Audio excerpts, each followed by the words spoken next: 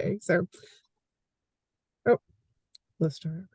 Thank you guys for joining us for today's Digging In with TPS-MTSU. We're really excited to have you join us for our conversation about the 1970s today. So a couple of things, wait, why don't you do that? To get started here, as always, we are recording this for those who are wanting to be viewed later as they have time. So for our participants, just be sure to keep your mics muted so we can keep a nice clean audio. If you are joining us live, be sure that we're seeing your first and last name. That way it helps us track participation and know who we're talking to.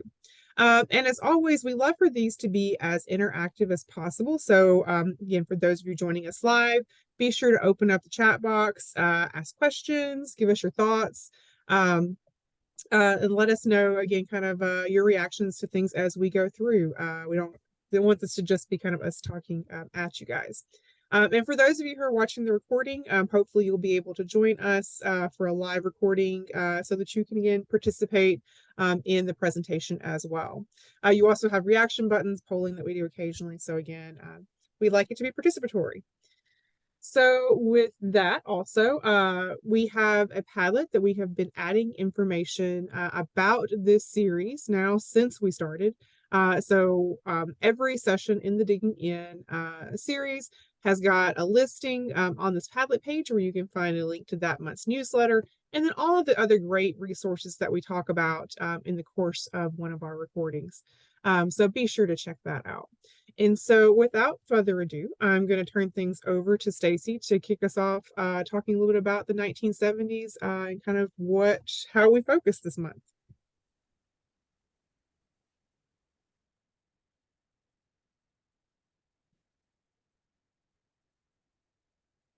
Oh, you're muted. Hey, Stacy, you're muted. Dr. Graham, you're muted. Okay, not muted now. I bet you wish there were an actual mute button on me from time to time, but okay. Thank you for coming to the 1970s. We have not given this topic a try before because with a lot of other modern American topics, we felt like it was hard to find those copyright-free primary sources on the Library of Congress website. But we did enough looking around and we found quite a bit. We were a little surprised. And we ourselves have been more and more interested in modern history, or at least the more recent history, because especially because of the impact that it has directly on explaining a lot of stuff going on in today's world. But we also recognize that you'll be lucky if you get to World War II before the end of the year, much less the 1970s in your curriculum. So for those of you who are able to,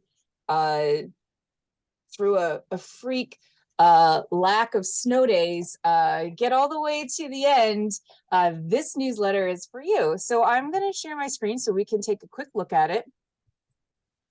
Let me make it a little bit larger.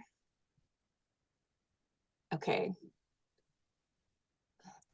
There we go. Starting on, we'll start on page 1.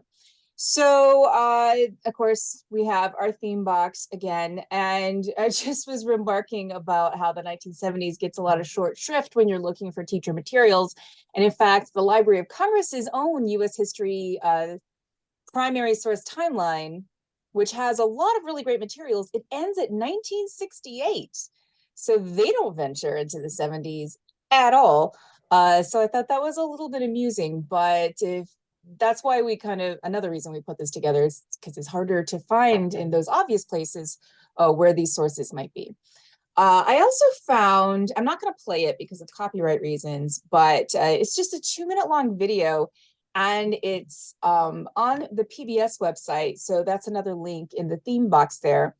It's a nice summary of the 1970s. And I believe that it's kind of a preview for a larger documentary about the Iranian hostage crisis of 1979. And so it's going through the 1970s as building up to that point and it's showing images of all the different um, mostly negative things happening in the 70s, with Jimmy Carter giving his crisis of confidence speech in the background, which really encapsulates the way we think about the 70s.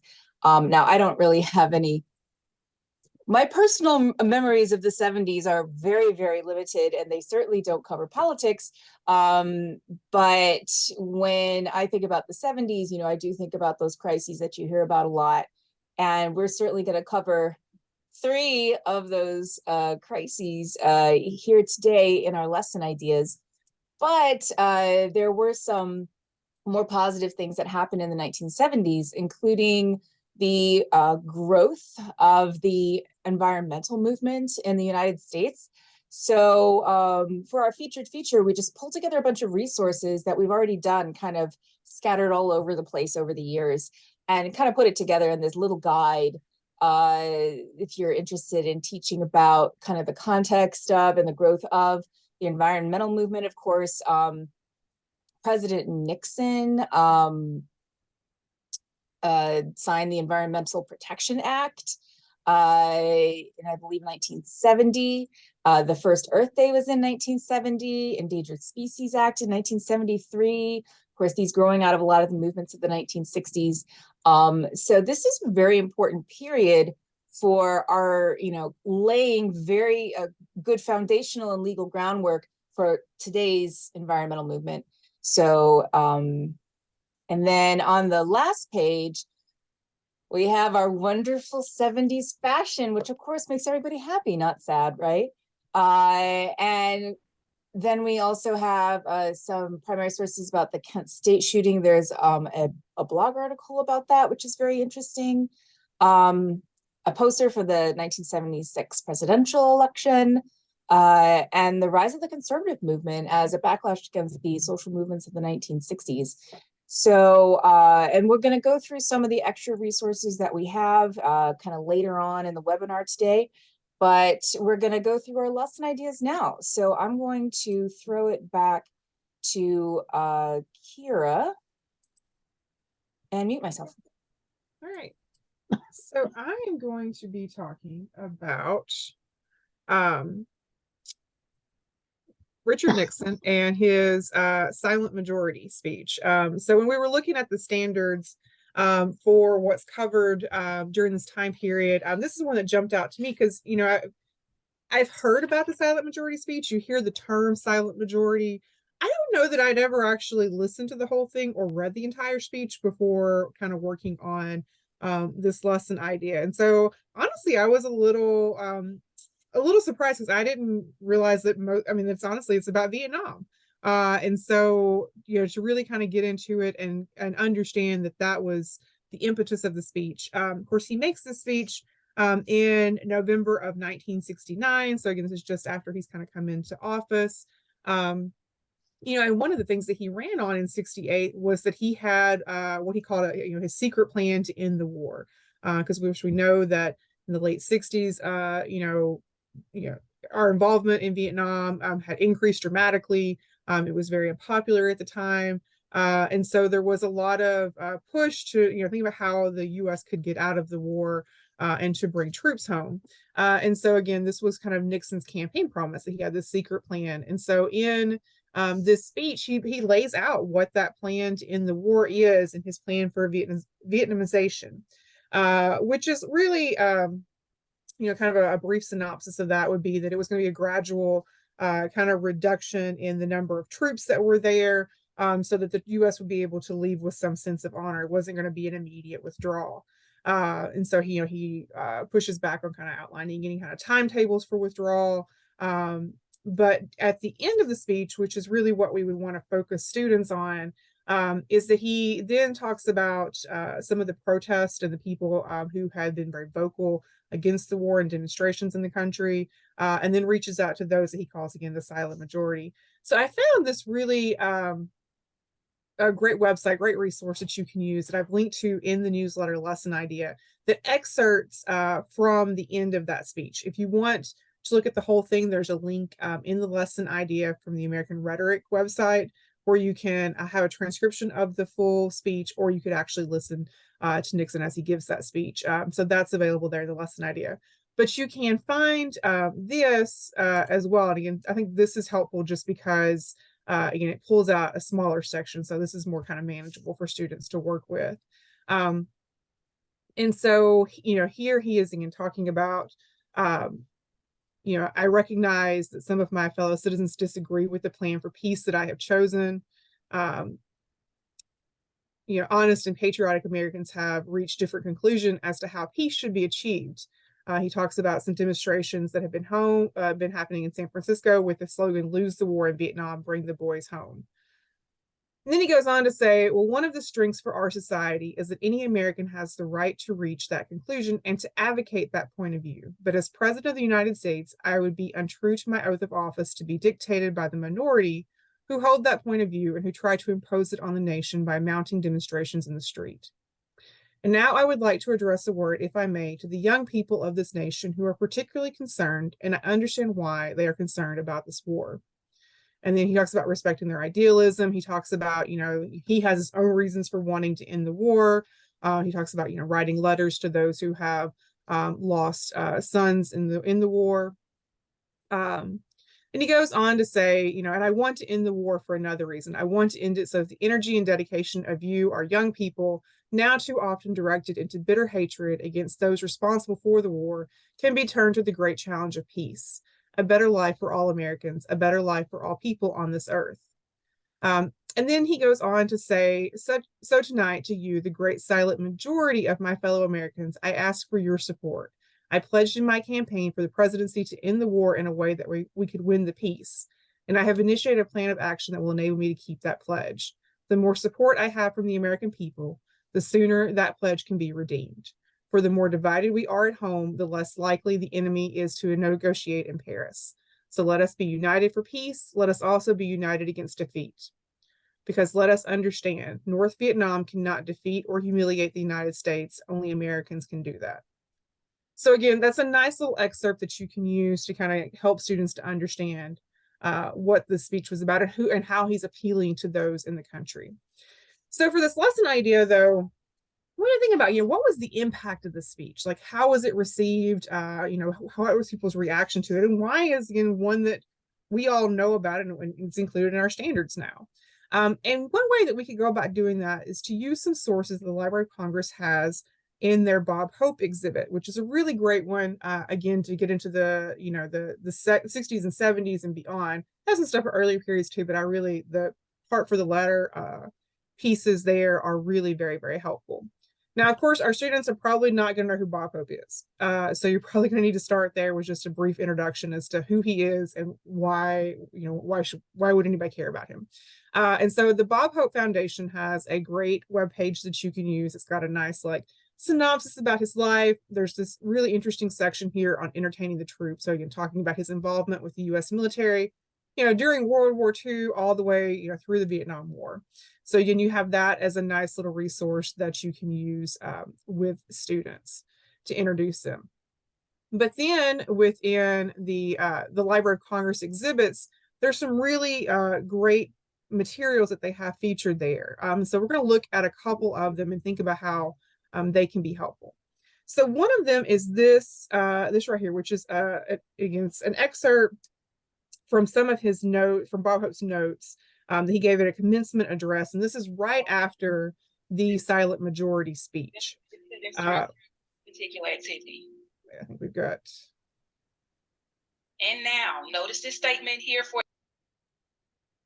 So I'm going to read this because one thing you'll notice, of course, that this is in cursive, and so your students are probably would likely have a hard time with this. But actually, if you take a minute to look at it and you read cursive, it's pretty easy to make out what he says here.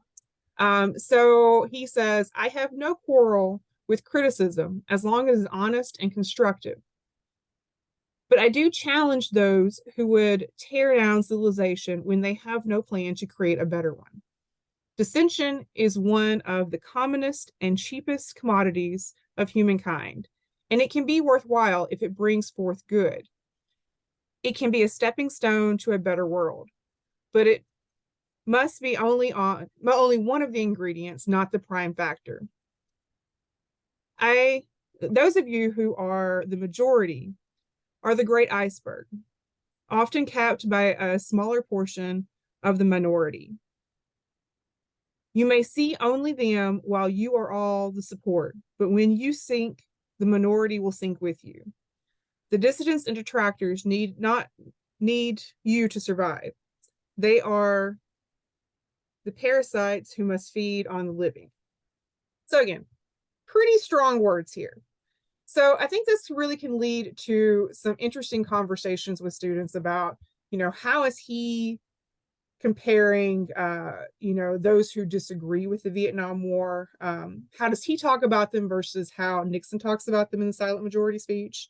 And then how does he talk about this silent majority? Like how is he appealing to them? What is their role? Again, how does this echo what Nixon is saying? And why does this matter?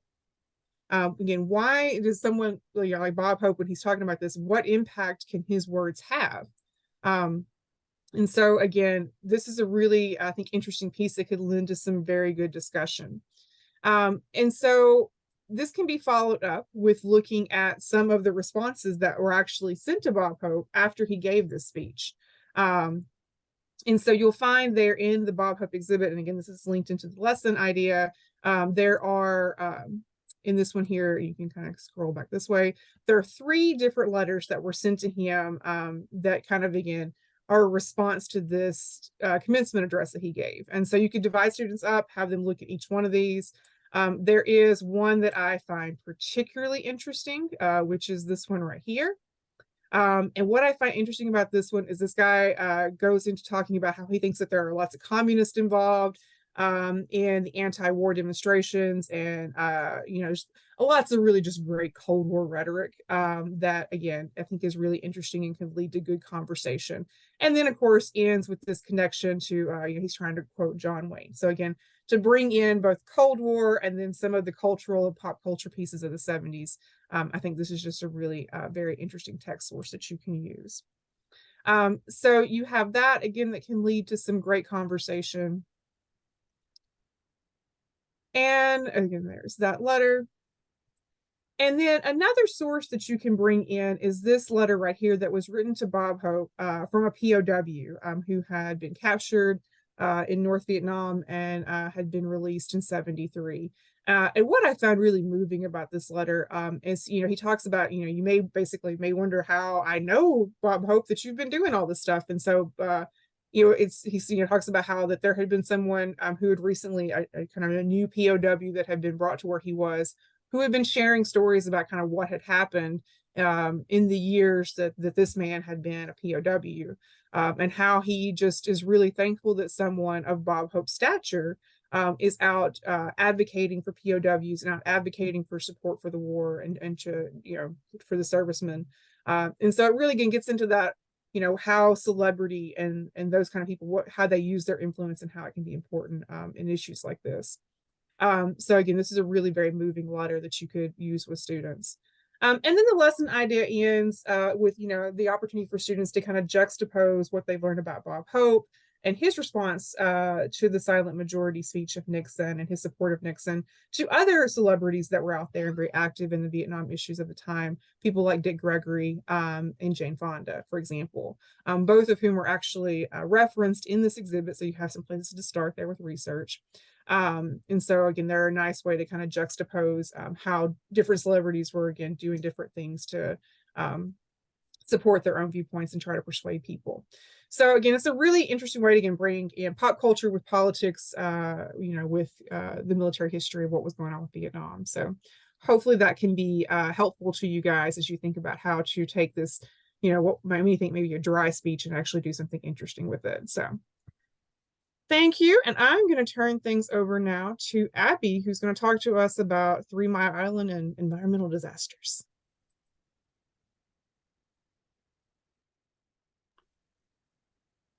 Thank you, Kira. Yes, my name is Abby. Hi, Cade. I am a GRA under Kira and Dr. Graham for teaching with primary sources. And let me get my share screen going.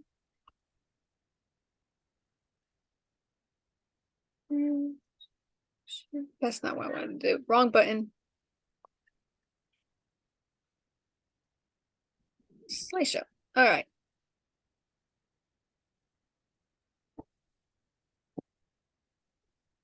So this particular lesson idea is more of a activity. It's not really meant to be a lesson as itself. It could be added onto other lessons regarding Jimmy Carter or the environmental movement.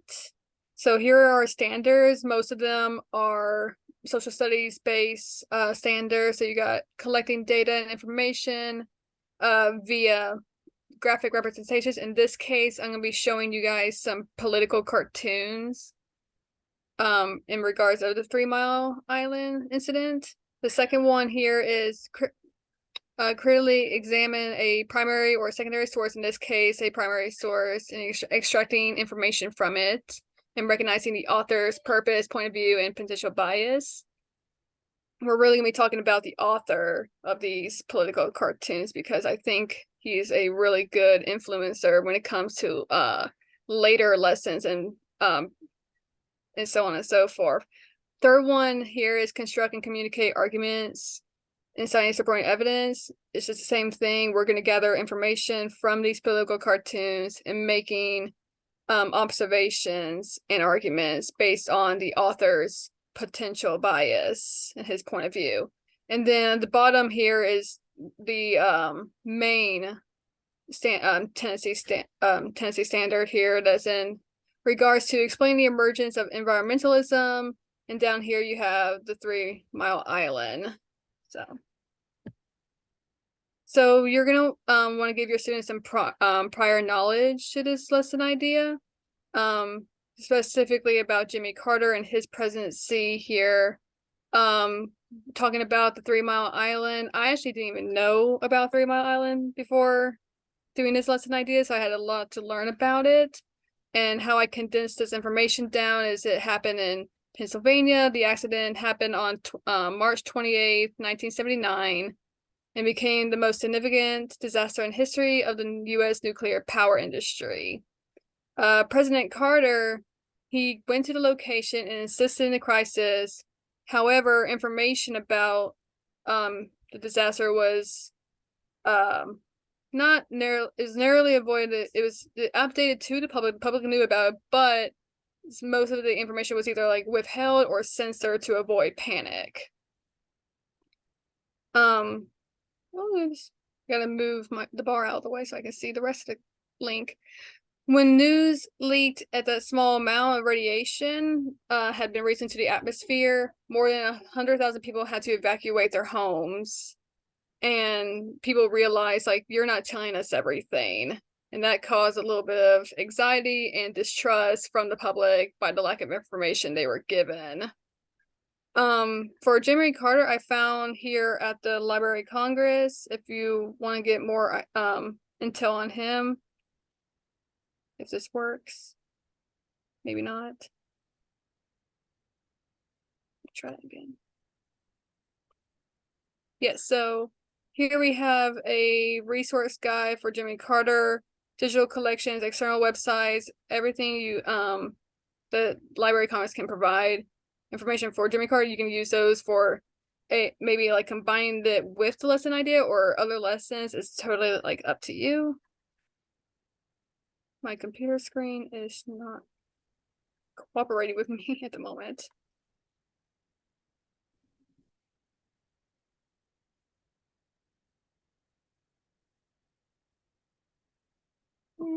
Slideshow again. Might have to keep doing it. This is a Google Maps link that I found because I thought it would be really fun for the students to see where exactly 3 Mile Island is. This link may actually need to be fixed. Kira, please let me give you a note later because I tried it earlier, like right before this webinar started to check everything, and now this one doesn't work. So I need to let you know and fix it later. But it's just the satellite image of 3 Mile Island. And what I wanted to show is that, like, not very far, like maybe a mile or two, is the international airport and Harrisburg. There's a few other towns, and it's just to show students where the populations were when the incident happened. I think in the 1970s it may have been less populated, but it just gives the students an idea. Like there are people around, very close proximity, and when there's radiation in the air, that could cause panic, especially if they're not given all the information. So here's the first political cartoon. It is the author of these two political cartoons I'm going to show you. It's by a man named Herbert Bloch, or he's most better known as Herblock. You may have heard of him. He's famous for being political independent, standing up for the little guy, and not holding back against corrupt figures in his art for decades. I think it's like 7 decades this man's career has lasted, starting in just after post-World War II and then ending like in the not post-World War II, pre-World War II up until the late 90s. This one first here, if you look at it, we have an image here. It's showing all the radiation. The water is coming out into the river here. Radioactive gas is going into the atmosphere. And you have these two men here who are maybe part of the staff giving information to the news. And this is what they're worried about. It's an emergency. We got to prevent any leaks of information. That's what they are worried about when all this chaos outside their window is going on. So what you can think about here is what message is Herblock trying to convey in this cartoon?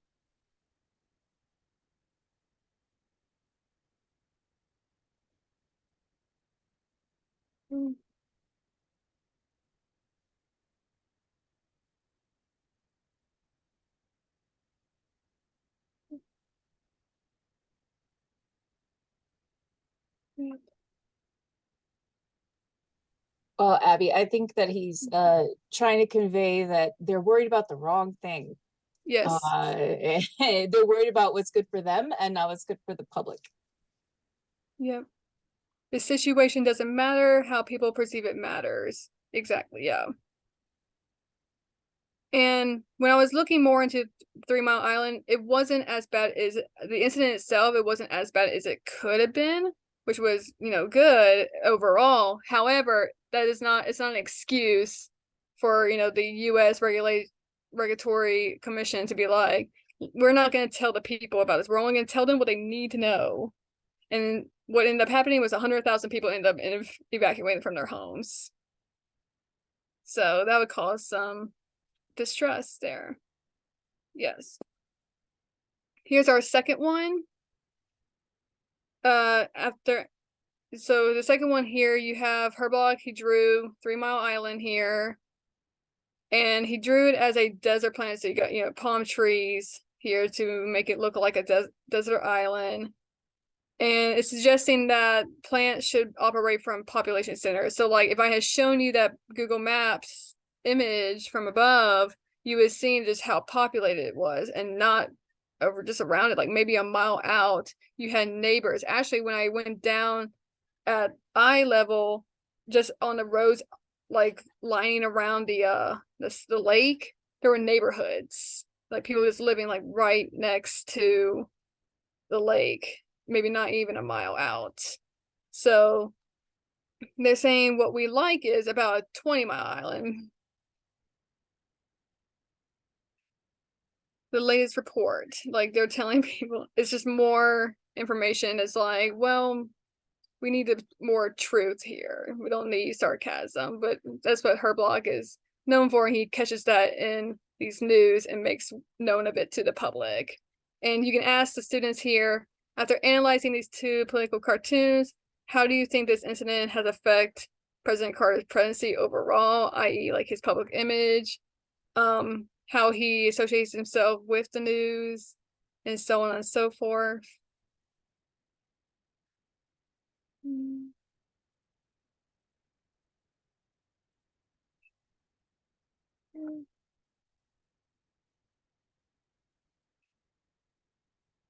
But yes. So for the teachers, you have your political cartoons. I'm sure maybe if you have been like on the teaching with primary sources, or sorry, not to the Library of Congress website, you see maybe have used some of the teachers' guides. This is one of them. And then this is the worksheet to go along with it. Let me go back to this one real quick so I can show you guys what it looks like.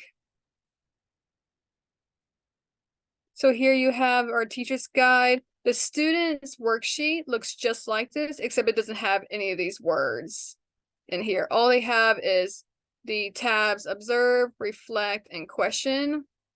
And you will ask the students the following guiding questions if you like. Down here, they had to write out themselves.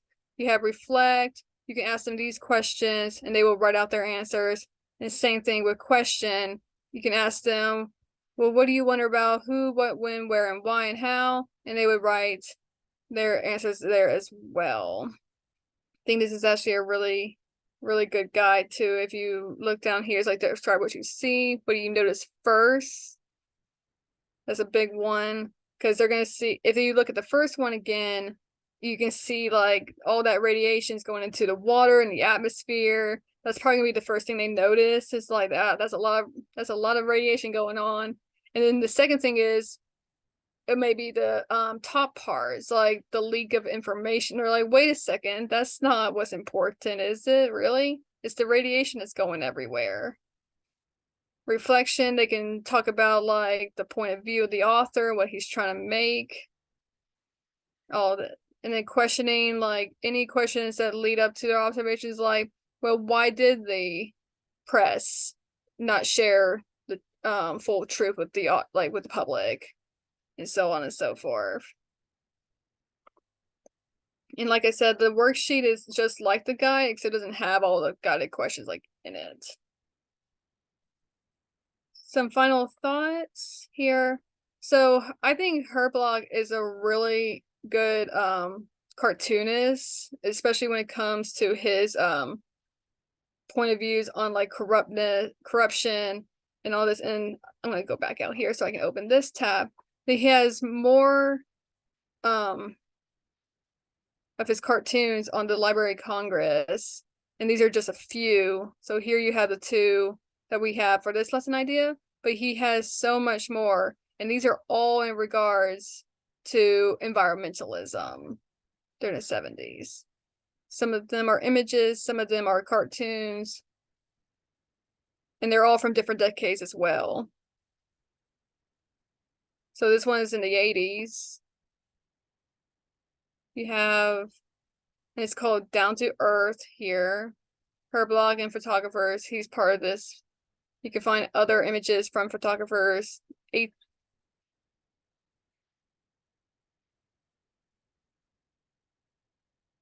And then another source, you have her blog's full political cartoon collection.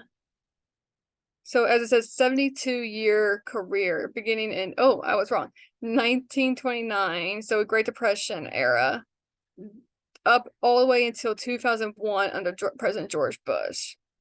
And all these up here is sections. They're all, you go to exhibit items,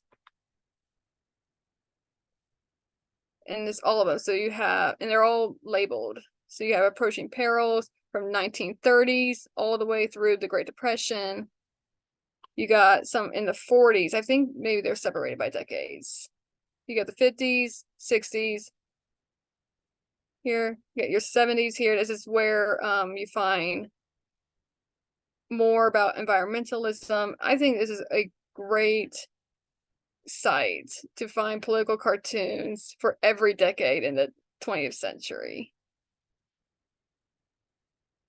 And you can use them for any lessons they can fit in. And that's all I have to share. Thanks, Abby. Yeah, you can tell that TPS-MTSU loves her block. We use him a lot, but that's also because the Library of Congress loves her block. And Abby just showed you a lot of his stuff, but yeah, they have like about 6 different exhibitions that are all using her block cartoons. They do have political cartoons by other modern American political cartoonists, and one of them, Edward Valtman, figures into the next lesson that we're going to do. But one thing about 3 Mile Island is, of course, it just contributes to this crisis of confidence in the United States during the 70s, especially coming after such huge things like Watergate and the oil crisis. People really don't trust their governments. And so, you know, this happening during the Carter administration, you can see why the 70s really set the stage for the Reagan Revolution of 1980, in which he says the government is the problem, because the 1970s showed so many instances of the government creating a problem or covering up a problem. But the next lesson idea is actually the government trying to fix a big problem and achieving some success. So next we're going to look at the Camp David Accords. And that's our last lesson idea. So I'm going to share my screen. Okay, so you should be looking at on the newsletter, the Camp David Accords. I don't have a PowerPoint for today, but all the links I'm going to show you are embedded in this lesson idea. And so again, we're talking about Jimmy Carter. So using that resource guide that Abby showed you is great for kind of making sure that students are kind of up to date on where to find more things, references about his presidential administration, which was, of course, from 1977 to 1981. And so the Camp David Accords are peace in the Middle East, right? That most elusive of political achievements that we pretty much are very pessimistic about throughout the decades. Now, I grew up thinking that there was always problem in the Middle East because, you know, I grew up in the 70s and 80s. But really, this is more of a 20th century and now 21st century issue than a very, very long, you know, centuries long issue. So I learned a lot when I was putting this one together. And but still, your students is such an incredibly complicated topic that trying to figure out how much context to give your students before you do this, and then during the lesson itself, hopefully that'll be up to you how much you want to throw at them. But basically, the Camp David Accords happened on September 17th. Now, it wasn't just a one-day thing. They were there for 2 weeks. Camp David, of course, being the presidential retreat in Maryland. And this was 1978. And the people who were making the accord, which of course means peace, Jimmy Carter was just a facilitator. He was a host because the people who were actually creating this peace were the leaders of Israel and Egypt at the time. And so the leader of Israel was Menachem Begin, and the leader of Egypt was Anwar Sadat. And because of what they were able to achieve at this time, both of these men together won the Nobel Peace Prize for 1978. And these accords led directly to the Egypt-Israeli peace treaty of 1979. Now, this first link that says these 2 men is to a photograph. There are several photographs because, of course, this is a political achievement happening in America. So the news media wants to take a lot of photographs that they can put in their newspapers at the time. So there's lots of great photographs for students to look at and kind of wonder about, all right, how candid is it? Is it a staged one? Is it a candid one? Was it trying to convey? And so here we have Anwar Sadat right here with his right arm extended, and then over here Menachem Begin with his left arm extended. And so this photograph is dated to September 18th, 1978. Now, a lot of the other photographs of these 2 men with Jimmy Carter actually are from 1979 when the peace treaty is signed. So they aren't specifically Camp David Accords photographs, but there are some that are from this. So check out the date and make sure that it matches. Just because it's the same people in there doesn't mean it's going to be the exact same event, excuse me. So, okay. So going back,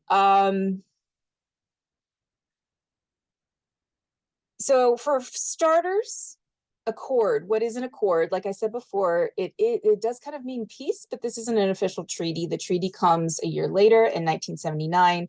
And so this links to an actual photograph from the signing of that peace treaty. And so here you can see, this is, of course, the two men again, clasping hands with Carter right in the middle.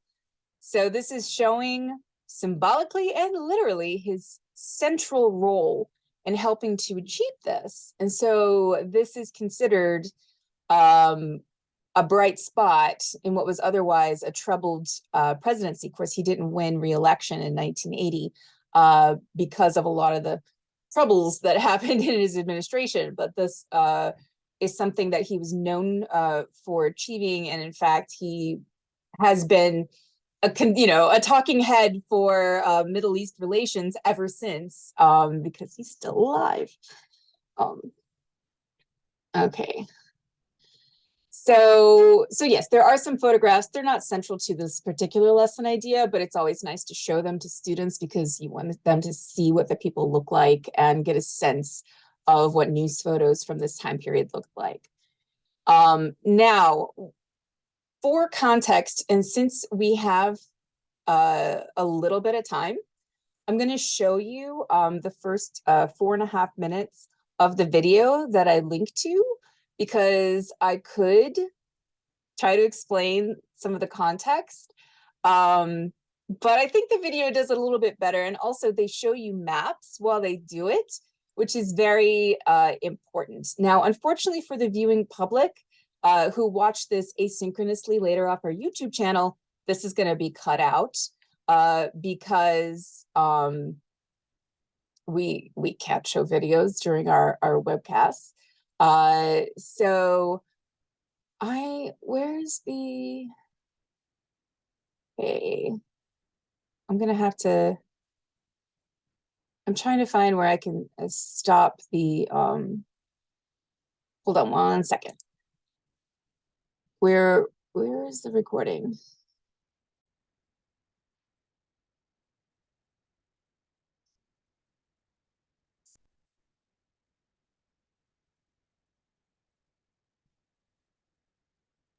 I'm sorry, can you repeat that? I was just about typing another thought about Vox videos, just saying how great they are. I use them a lot, and I completely missed that. No, I'm glad you said that, because I meant to mention that it was a Vox video, and I find those very helpful, even ones that have nothing to do with the curriculum. I just felt like personal growth or something. So my question was just kind of, what does the video say is the cause of the Egyptian-Israeli conflict that, like the root cause that would then supposedly be solved by the Camp David Accords?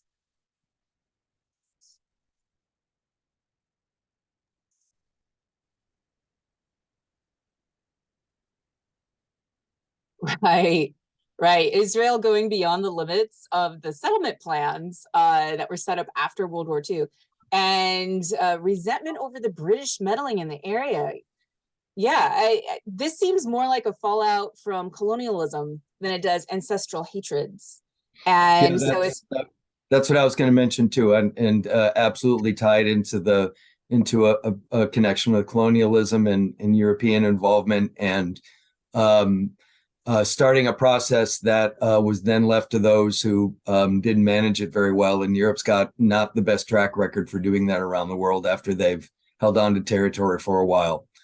So I agree, absolutely. Yes, thanks, Patrick. Yeah, and I was surprised to learn that a lot of the groundwork for this was laid by Sadat and Begin themselves, especially Sadat, who visited in 1977 Jerusalem to speak to the Knesset And that was kind of a groundbreaking visit at the time. And so he had already worked a lot towards this. And so it wasn't, I mean, Jimmy Carter also, you know, this was one of the things that he promised when he was elected. And then he starts working as soon as he gets into office, and it takes like over a year to get this kind of thing put together. And so this was a long time in coming. Now, I'm going to go back to the lesson plan, so you can take a look at kind of the end of it. We don't have a ton of time, but I do want to show you the cartoon, the political cartoon. So this centers on an analysis of a political cartoon by Edmund Voltman. And instead of using the graphic organizer that Abby showed you, this one uses the text, context, subtext one that I totally stole from Bruce Lesh. And so it looks like this. And so when you're trying to figure out, okay, what's the context? That's what we've been talking about. What's in the political cartoon itself, and this for the subtext, you want to know more about the author himself, which is why this links to a whole presentation at the Library of Congress about this particular cartoonist, because he's actually from parts of the world that were embroiled in the Cold War. So this is using the Gordian knot.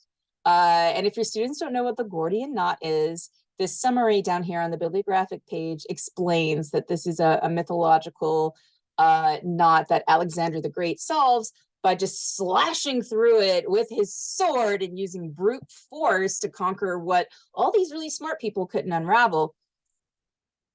So why does Voltman use the Gordian knot when he's depicting Begin and Sadat trying to solve this problem?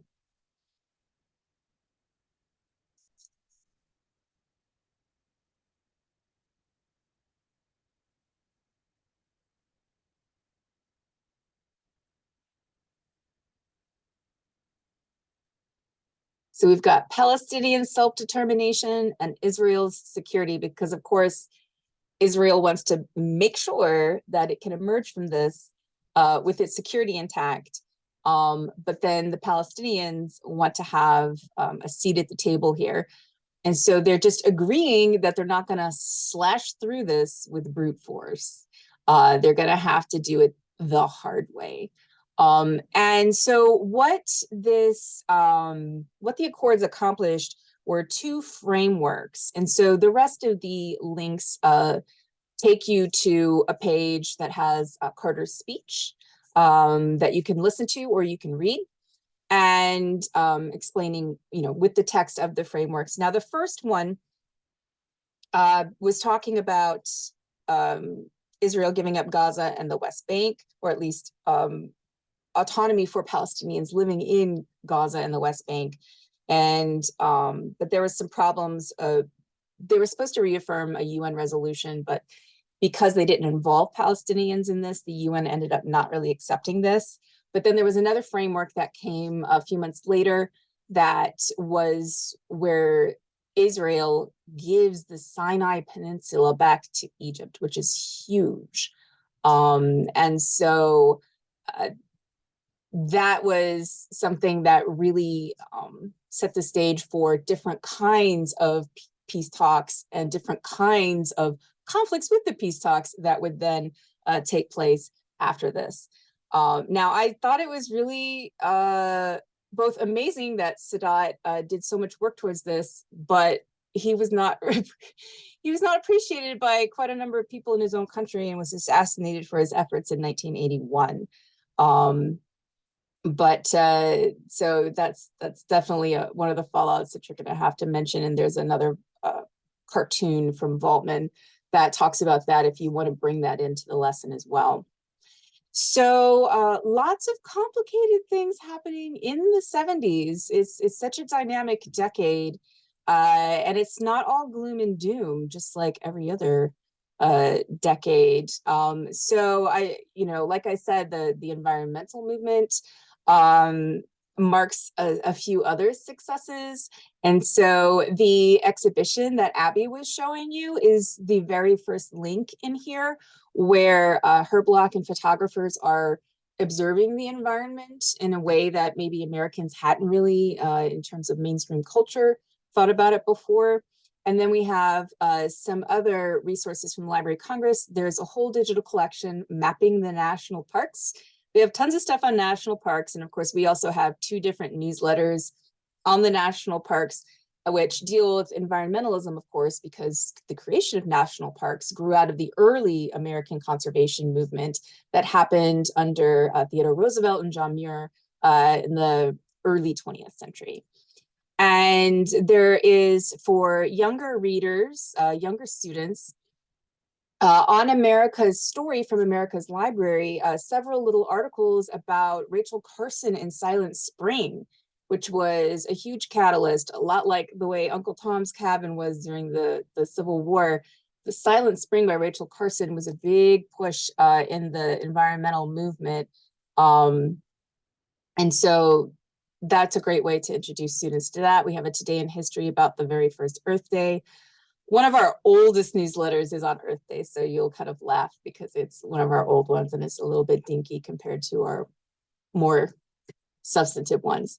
And then, of course, under important links, we have a lot of presidential information because the 70s, of course, cover Nixon. Don't forget about Gerald Ford and Jimmy Carter, those 3 presidential administrations.